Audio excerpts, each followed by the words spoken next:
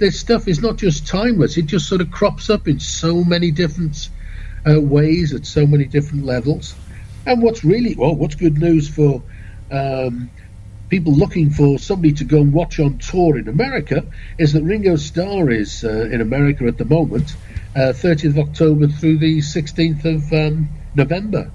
So he's very much looking to please the American crowds. And that's his all-star band he does all the time? That's right. Yeah, that thing's cool. Oh, it's great.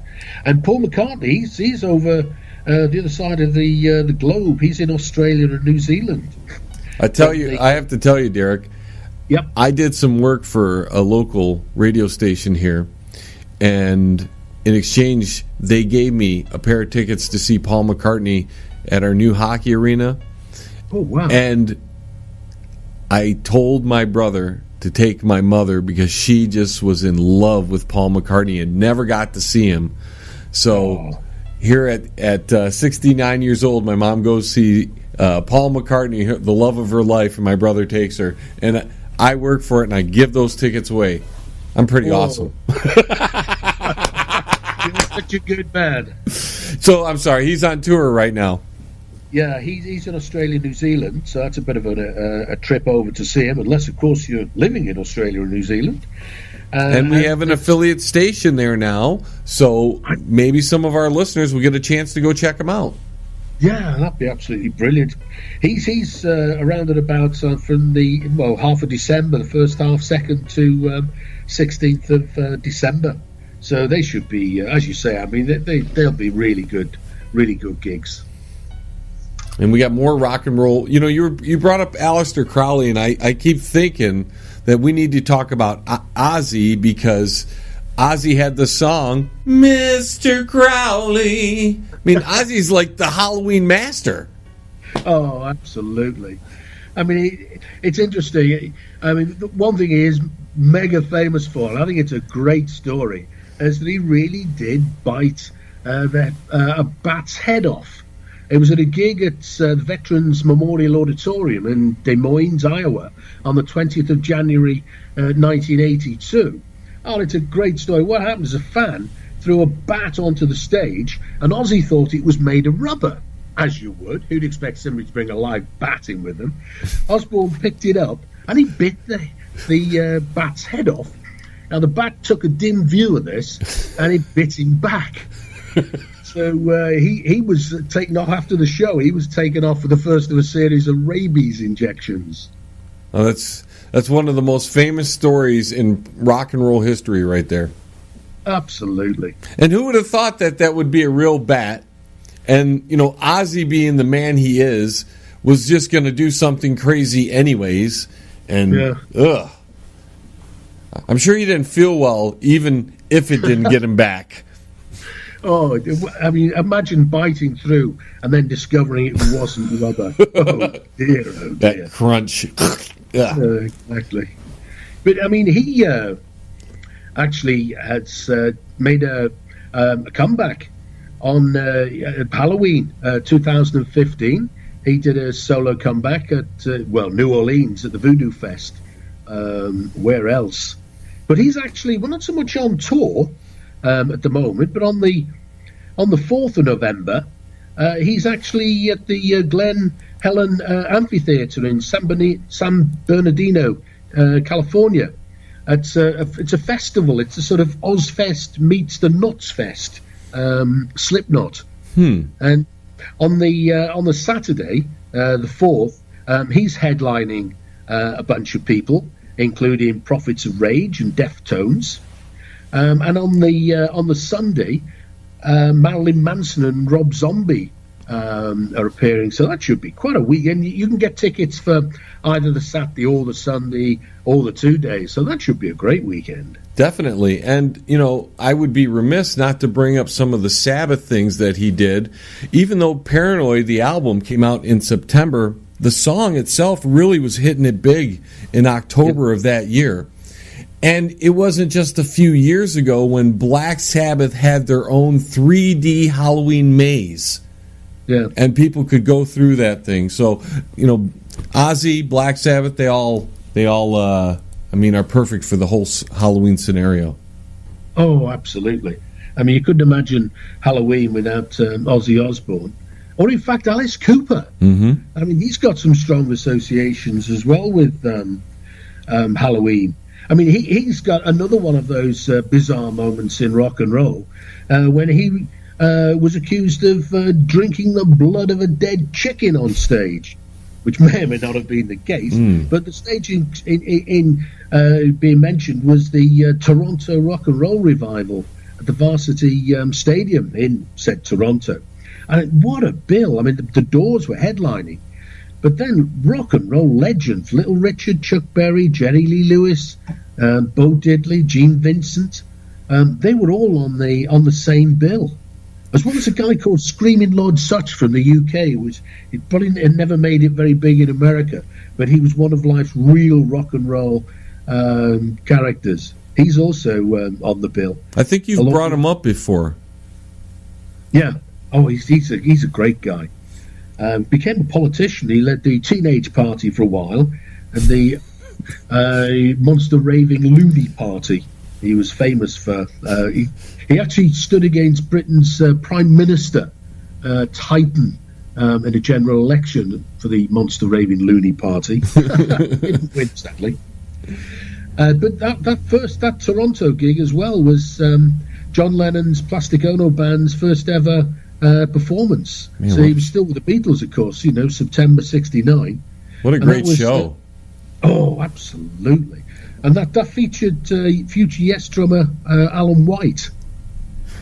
But the story that sort of comes from the chicken incident, was Alice Cooper. As part of his sort of normal act at that time, he'd explode some pillows on stage and it would shower the audience with feathers. And someone again threw a live chicken to Cooper. Now, this time he didn't think it was rubber, but he sort of rationalised that because it's got wings, it could fly.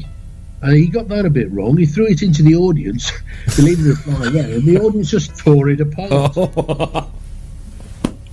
That's terrible. So it wasn't his fault at all, that particular one.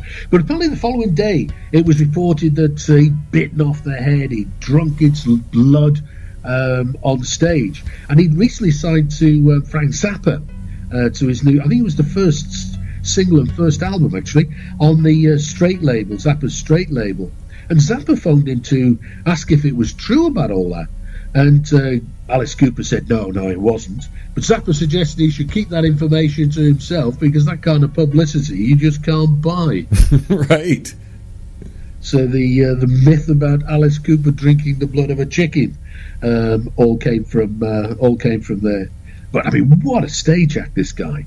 And you could not imagine that he wouldn't have a pretty serious bash at Halloween along the way. And he did this short tour of the UK in 2011, and it was called the Halloween Night of Fear Tour. And it ended up in Glasgow on the 31st. And there is an amazing video of the whole show, and I'll be putting that up on the website with the notes for this particular conversation. And if you love Alice Cooper, if you have a remotest interest in Alice Cooper, this has to be seen. He's there with the snakes as usual, but he's got Frankenstein's monster. He drags a life-size female doll around the stage. He caresses it. He gives it a good spanking at one point. And he even has his head cut off by a guillotine on stage. Absolutely incredible. Yeah, I've had the pleasure of seeing him in concert, and it is just it's an entire, it's like a musical, it's like a Broadway production. There's so much going on. Absolutely. And he's got a lot of songs that could be related with Halloween, Dead Babies and I Love the Dead. I mean, he worked that angle really well. Yeah, absolutely. Yeah, a lot of headstones and stuff feature on all kinds of things associated with him. But that particular show ends up with Arthur Brown, The Crazy World of Arthur Brown. He had this song in the mid-'60s, about 67, I think, called Fire, and he performs it, and he does in this show. He's got this metal, well, I can't call it a hat, like a headpiece, and they set fire to it. It's obviously it won't be petrol, but it'll be whatever, paraffin or whatever. And you've got flames a good foot, 18 inches above his head. I mean, he has burnt himself a few times actually doing it, and it's quite an awesome sight, really, to see him on stage.